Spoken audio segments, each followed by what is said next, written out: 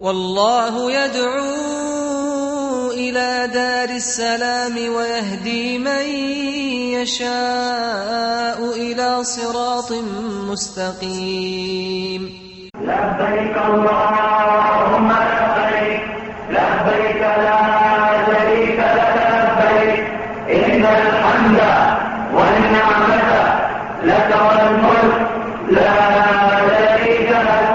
لبيك اللهم لبيك، لبيك لا شريك لك لبيك، إن الحمد والنعمة لك والملك لا شريك لك. إن الحمد لله نحمده ونستعينه ونستغفره ونعوذ بالله من شرور أنفسنا ومن سيئات أعمالنا. من يهده الله فلا مضل له ومن يضلل فلا هادي له، وأشهد أن لا إله إلا الله وحده لا شريك له، وأشهد أن سيدنا ونبينا محمدا عبد الله ورسوله. Brothers and sisters in Islam, welcome again to the story of Hajj. The last episode we talked about the importance of having a righteous wife in order to have righteous children. Brothers and sisters in Islam, you cannot imagine the importance of such a thing. Last episode, we showed you through the story of Ibrahim and Sarah, the righteous wife to Ibrahim alayhi salam, in the land of the oppressor, when his wife, Sarah, was taken by the oppressor to basically rape her. And look at her righteousness and piety. Brothers and sisters in Islam, as soon as she was taken by this oppressor, and again, the hadith fi Sahih al-Imam al-Bukhari, hadith Abi Hurairah, and Muslim as well, hadith Abi Hurairah radiyallahu anhu. Brothers and sisters in Islam, she made wudu, ablution, and she made that beautiful dua. Oh Allah, you know that I believe in you, and I followed your messenger, and I'm keeping myself chaste. I have a husband. Protect me from that oppressor. Allah always delivers you, brothers and sisters in Islam. Allah delivered her from this oppressor. And once she was released and let go with a gift, Hajar, a maid, slave woman at the time, who was brought up in Egypt, in the land of idol worshipping. And you could see from the story of that oppressor that it was a corrupt land at the time. Sarah ran back to Ibrahim alayhi salam. She found him praying. She was so excited to share with him the news that she was saved. أَلَمْ تَعْلَمْ أَنَّ اللَّهَ رَدَّ كَيْدَ الْكَافِرِ وَأَخْدَمَ وَلِيدَ. Did you know that Allah subhanahu wa ta'ala protected me from the blood of the oppressor, and He given me a maid? Referring to Hajar. Brothers and sisters in Islam, Ibrahim and his family, Sarah, and in some of the accounts, Lut, and the maid, started journeying back to Palestine again, where they were living. And here is a righteous woman again, seeing her husband so desperate, so looking forward to have a child. Remember when Ibrahim alayhi salam left his people in Iraq, he made that beautiful dua, Rabbi habli min as-salihin. Oh Allah, grant me a righteous boy. And he seek the means by marrying a righteous wife, which is the first step to have a righteous boy. But yet that righteous woman was barren. She could not have children for him. We understand this from the Quran. When she was later on given the glad tidings of Isaac, she smiled and she said, أَأَلِدُ وَأَنَا عَجُوزٌ. How can I have a baby when I am so old? But at the time, she saw that Ibrahim alayhi salam was aging and his hair was turning gray. And he was still wanting or keen on having a baby. And here she is, made him a beautiful offer, the most beautiful offer made by a wife to her husband. When she knows that he needs that, go ahead and marry my maid. I speak to the people of the book who question the legitimacy of that marriage. This is actually the ideal form of having more than one wife, which they call polygamy.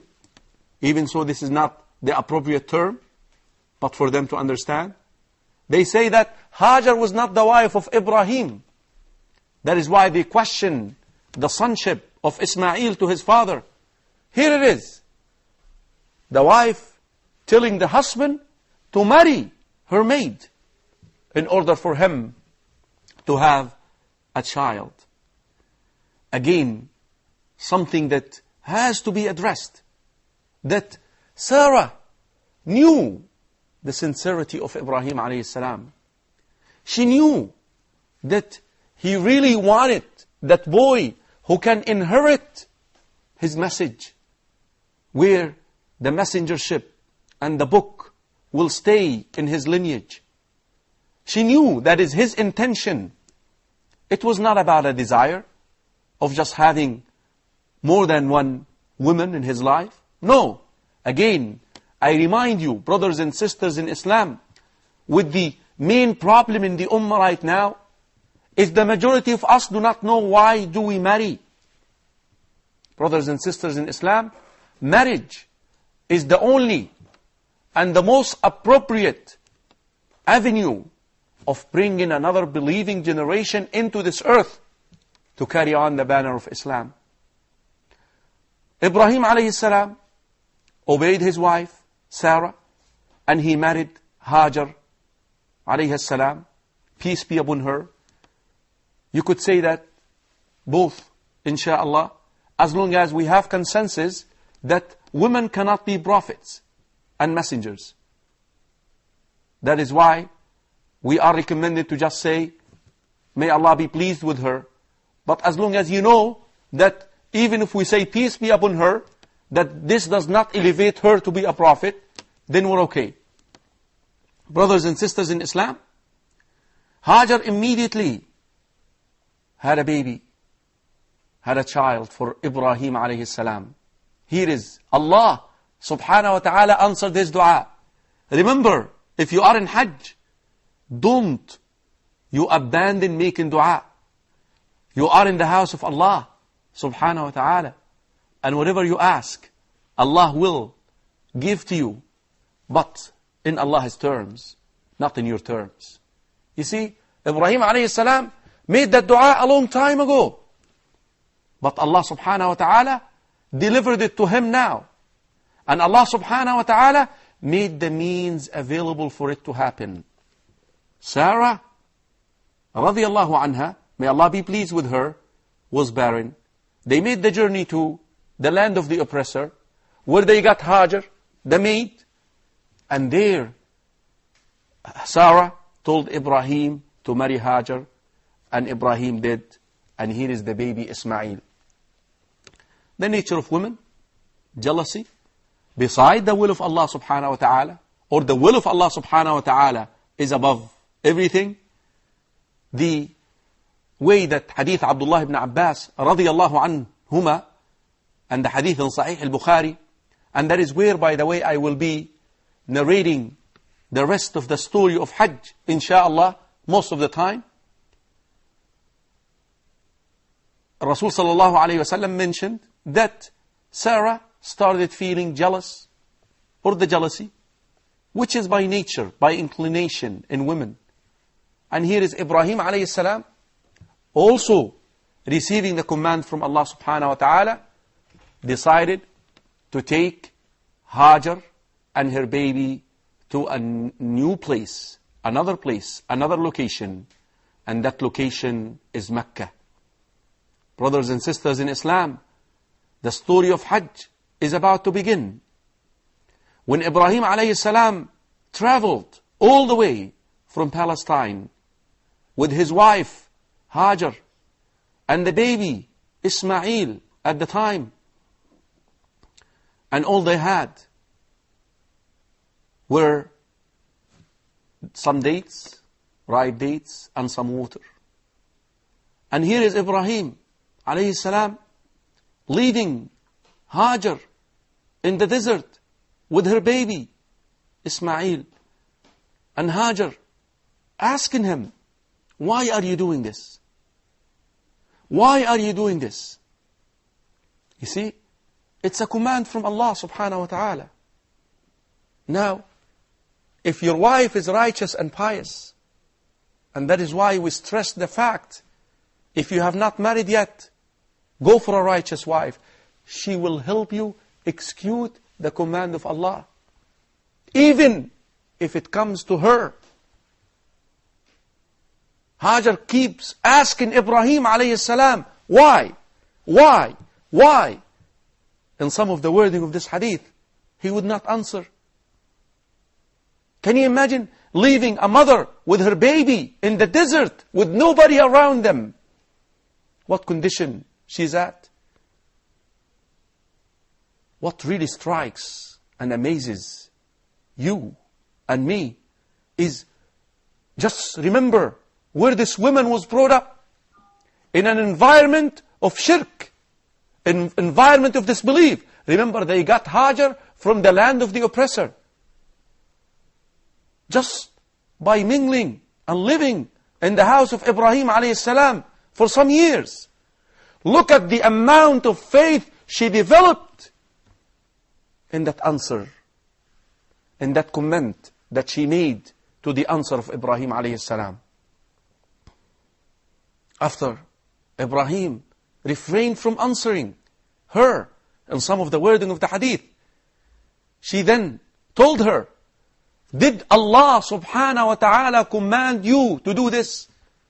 Allahu amaraka bihada? In some of the wording, فَأَوْمَأَ بِرَأْسِهِ, he did like this, or he said yes. Look at this answer.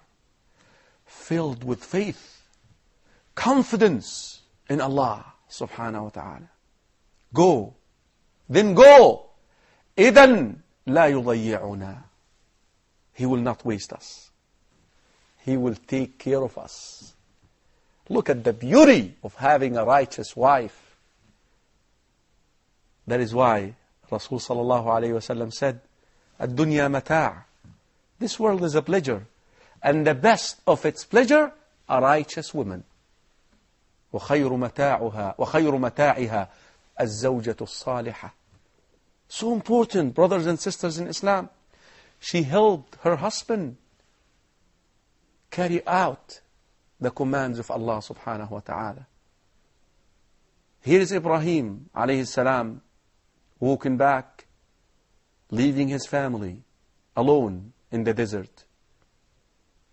But did he really leave them alone? Let's find out the next episode of the story of Hajj. How Ibrahim alayhi salam again helped his family, even while he is abandoning them in the desert alone by themselves. Till the next episode of the story of Hajj. Assalamu alaikum wa rahmatullahi wa barakatuh. لبيك اللهم لبيك لبيك لا شريك لك لبيك لبيك اللهم لبيك لبيك لا شريك لك لبيك إن الحمد والنعمة لك والملك لا شريك لك لبيك اللهم لبيك لبيك لا شريك لك لبيك إن الحمد والنعمة لك والملك لا